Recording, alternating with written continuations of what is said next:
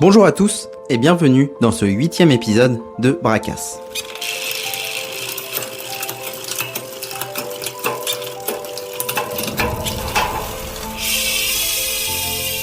Aujourd'hui, nous allons parler d'un coureur qui partage son temps entre les sous-bois et la route.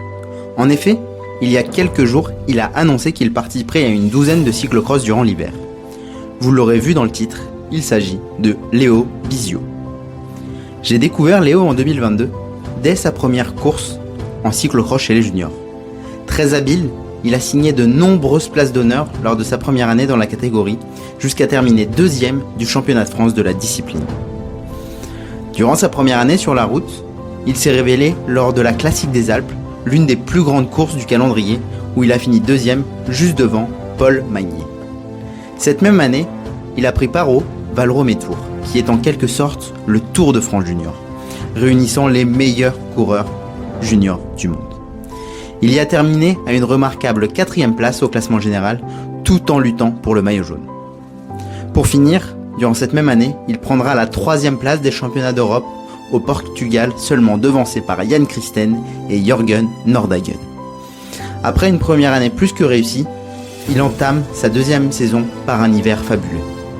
Impressionnant dès le début de la saison en cyclocross, il s'est imposé sur les 2 Jeux Coupe du Monde, les championnats d'Europe, puis au championnat du monde dans la Mecque du cyclocross à Hoogerheide.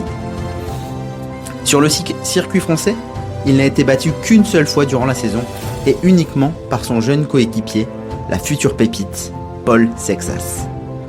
Pour sa deuxième saison sur la route chez les juniors, il se révèle clairement comme un pur grimpeur et un coureur de classement général. Il s'impose sur des courses en Italie, en Suisse et aux Pays-Bas, à chaque fois au général, montrant une régularité et une endurance folle. Physiquement, il possède des qualités hors normes.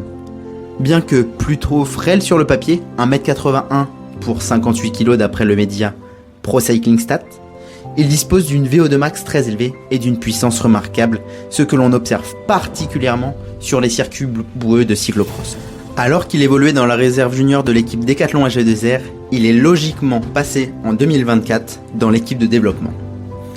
Il participe cette année-là à de nombreuses épreuves et signe plusieurs places d'honneur sur des courses de référence du calendrier espoir, comme la course de la paix en République tchèque ou encore le Tour de l'avenir où il termine 4e ainsi que le Giro Next Gen où il prendra la 6e place.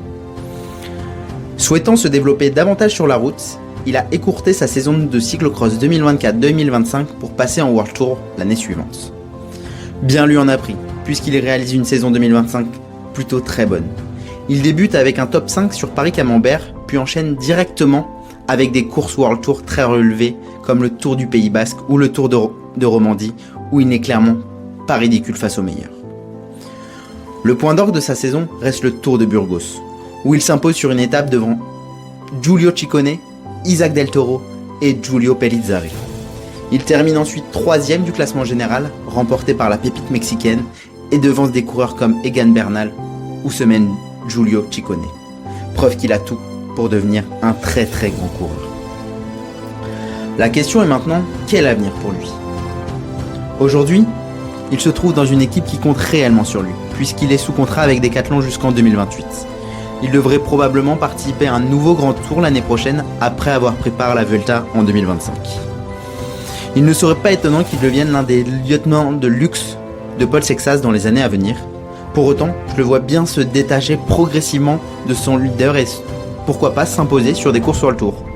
J'ai toutefois la sensation qu'il lui manque encore quelques qualités, notamment en contre-la-montre, pour rivaliser avec les futurs cracks que sont Sexas, Lorenzo Fin ou Isaac Del Toro. D'après les dernières informations que l'on dispose, il reprendra la compétition le 21 décembre lors de la manche de Coupe du Monde de cyclocross Espoir à Koksijde en Belgique. Il aura pour objectif les championnats du monde qui se dérouleront le 31 janvier aux Pays-Bas.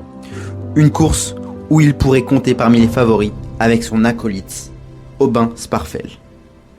Merci de m'avoir écouté et à bientôt pour un nouvel épisode.